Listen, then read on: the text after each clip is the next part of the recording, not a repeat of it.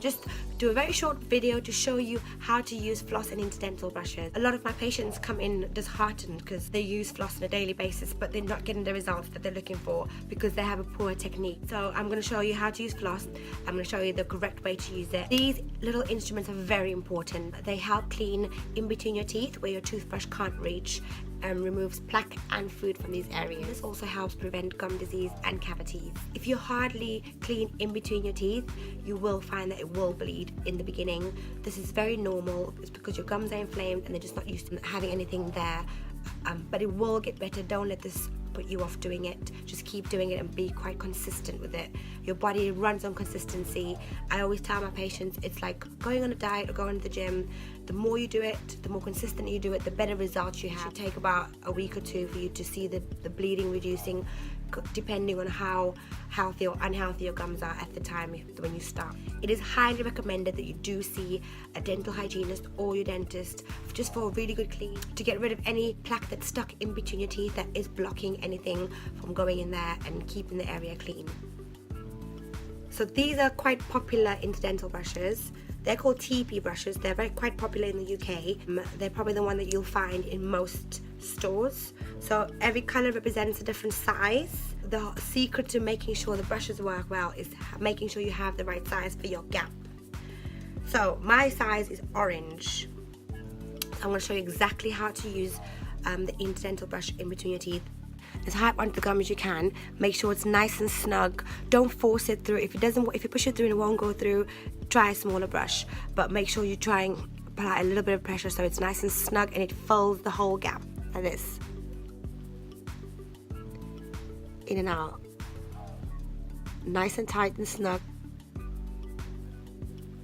So you can still get a bit of resistance when you're doing this.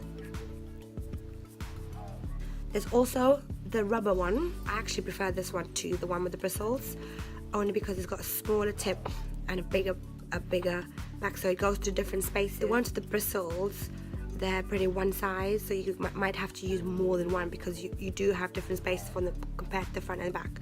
These are a little bit easier to use, but it's all about preference. Some people don't like these, so I'm going to show you it's exactly the same concept.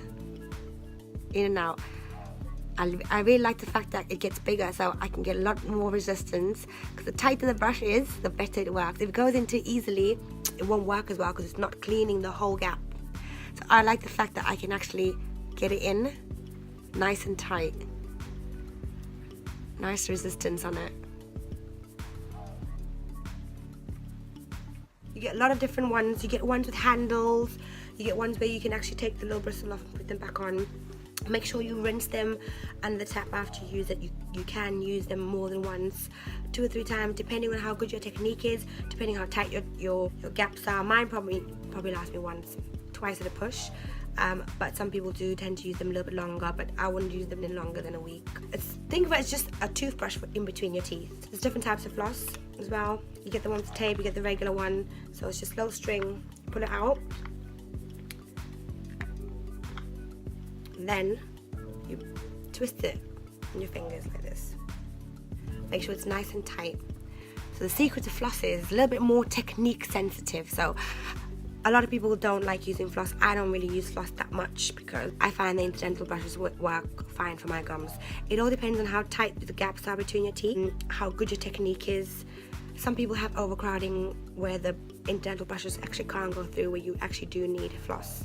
But it's all personal preference or depending on the gaps of your teeth. So this is something you're going to have to explore and just try it out. Don't just go in and out like this.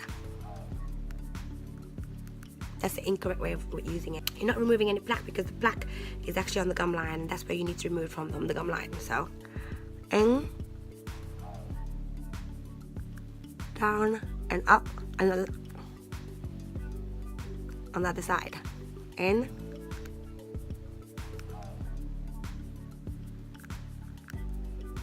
also get different types of floss. You get the one in a stick.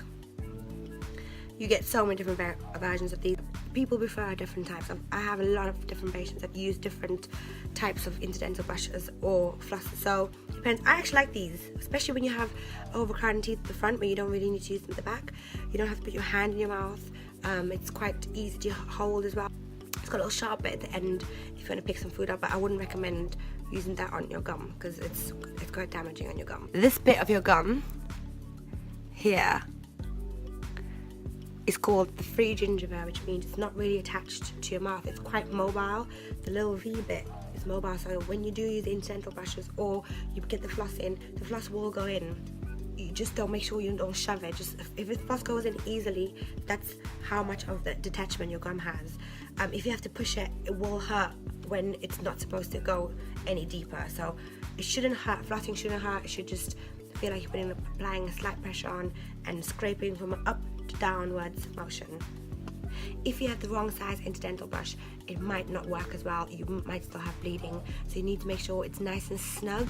You feel a lot of pressure. It shouldn't go in really easy, but you shouldn't have to force it either. Just a nice slight pressure and resistance on your brush. Please let me know if you have any questions about this video. Comment on the link below. Don't forget to like and subscribe my page.